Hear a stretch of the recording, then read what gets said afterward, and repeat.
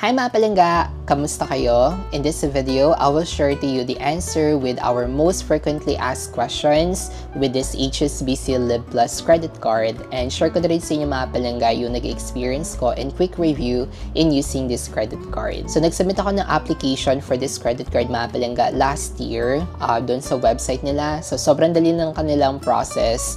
Nag-fill out lang ako ng form, and then after 3 days, naka-receive ako ng tawag sa kanila to confirm my application, and then 2 documents lang yung hiningi nila sa akin, which is my valid IDs and also my company ID. Additionally, tinanong lang din nila ako mga palangga kung magkano nga ba yung annual income ko, and yun lang, hindi naman sila nag-request ng kahit anong documents for income documents or payslip, so hindi naman nila ako hiningan nun. Tinanong lang nila kung magkano, and they really required at least 500,000 pesos total annual income para maging eligible for this type of credit card. After 3 days, nagsend naman sila ng SMS confirmation regarding nung result ng application ko.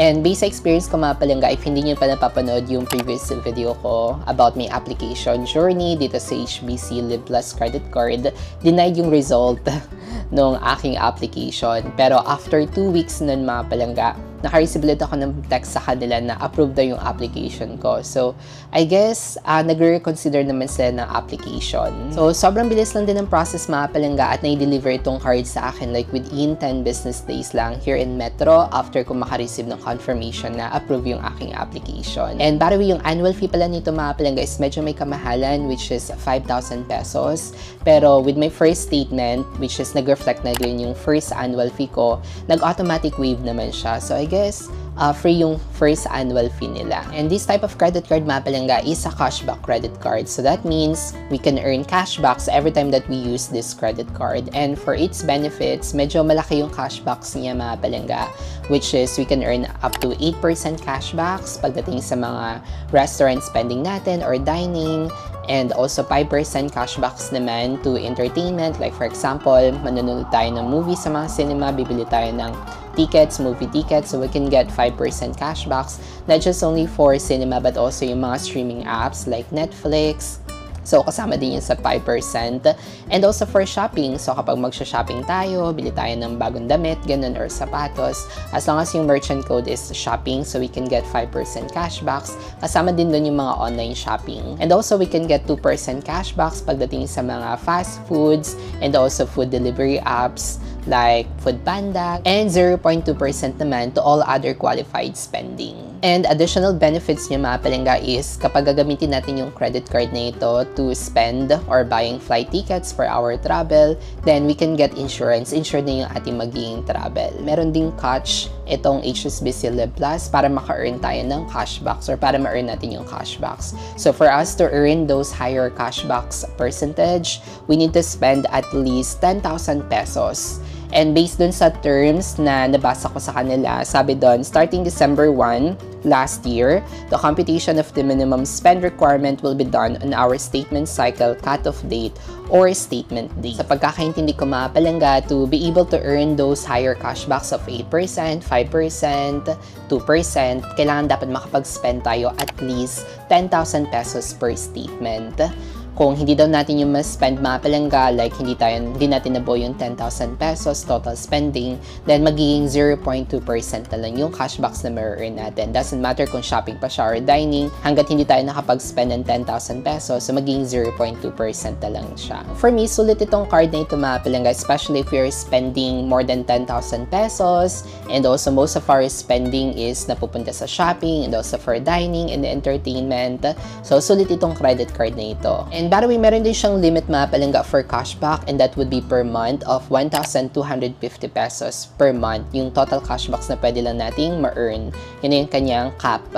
So, kung 1,250 pesos yung lagi nating na-earn na cashbacks, madami kayong spending with dining and shopping, tapos naka-earn kayo total of 1,250 pesos per month or each month. So, kung ita-times natin yung sa 12 months, so that would be a total of 15,000 pesos total cashbacks na pwede nating ma-earn of using this card. card. And also yung 0.2% pala mga palangga na other spending is hindi lahat ng spending is pwedeng maging eligible doon. So may mga other spending din na hindi eligible for cashbacks. Lagay ko na lang sa screen mga palangga yung mga excluded from cashbacks or hindi kasama for cashbacks eligibility. Medyo contradicting lang siya pagdating dun sa fuel kasi nakalagay dito sa excluded other spending na hindi kasama yung fuel. Pero kapag gagamitin natin itong card na to sa Caltex fuel, we can get 3% rebates or 3% cashbacks for Caltex fuel. So I guess for Caltex fuel lang siya eligible, pero kung other fuel brands na siya, so hindi na siya kasama sa mga cashbacks. And para we separate yung cap ng cashbacks na pwede nating ma-earn sa Caltex fuel, aside from 1,250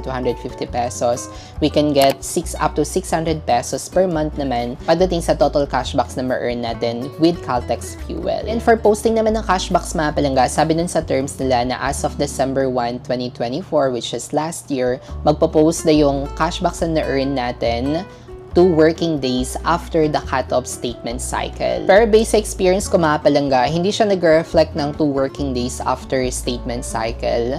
Nag-reflect yung cashbacks na na-earn ko like yung December and also January ko na statements. Nag-reflect yung cashbacks niya every 4th week of the month. So I guess kaparehas pa rin siya ng process nung kanilang posting ng cashbacks nila before. So possible hindi pa nagte-take effect itong bago nilang posting or ang kanilang process ng pagpo-post ng cashbacks. So example nga itong recent statement ko noong January. So na-receive ko yung statement na to nung January 6. So, dapat yung cashbacks na ma-receive ko, mag-reflect yung cashbacks would be around 8 or 9th of January, which is 2 working days. Pero nag-reflect na siya nung January 30 yung cashbacks na na-earn ko. And same goes nung December mga palangga, like at the 4th week din nung December, nag-reflect yung cashbacks. So, I'm hoping na HSBC can look into this para naman maging clear ko ano talaga yung kanilang process ng posting ng cashbacks. And for redemption naman ng cashback mga palangga, very convenient naman. No need to request manually sa customer service nila. Wala na tayong dapat gawin. Matik na siya mag-reflect mga palangga sa transactions natin yung na-earn nating cashback. So, we don't need to do anything.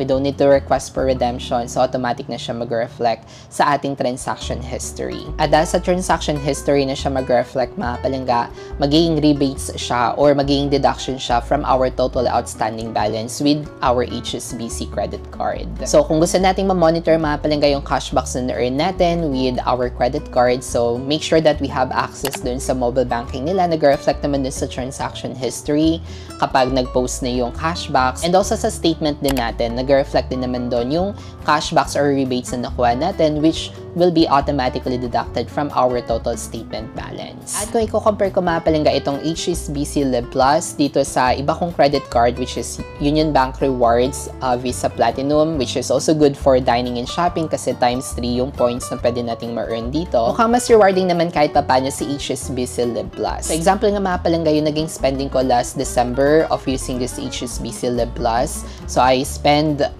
around 10,000 pesos.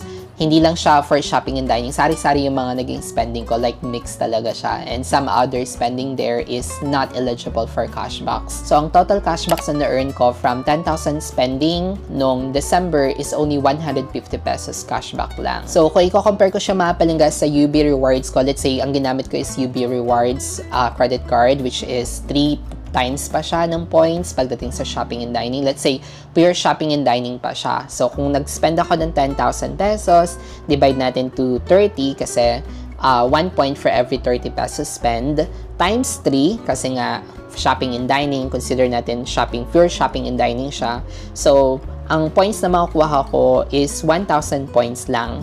At kapag i-convert ko siya mga palangga sa cash rebates, yung required points is 1,700 points para makakuha ka ng 100 pesos cash rebates. So that means to say, wala pang 100 pesos yung makakuha kong cash rebates kapag ginamit ko itong UB Rewards. So kaya naman gamit na gamit ko itong HSBC Live Plus, especially sa mga dining and shopping spending ko. Yun nga lang, medyo may kamahalan yung kanyang annual fee, unlike kay UB Rewards ko na no annual fee na yung kanyang card dahil sa promo nila. Pero dito kay HSBC HSBC Live Plus. So, may kamahalan talaga yung kanyang annual fee. And I hope na their customer service can help us naman for manual waiver. So, gagawan ko siya ng video in the future, mga palangga, once mag-reflect ulit yung annual fee with this card, and then I'll check possible options to their customer service. And overall, mukhang okay naman yung experience ko of using this HSBC Live Plus credit card. So, smooth naman. Never naman ako nagka-issue of using this card.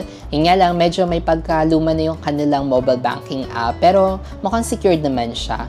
And plus points din sa kanilang customer service na sobrang helpful kapag may mga concern ako or may mga inquiries. So, that's it for today's video. Please like and subscribe na din if you haven't already for more contents like this. Again, this is John Paul, and always remember to be kind to yourself and to others. See you in our next vlog. Bye!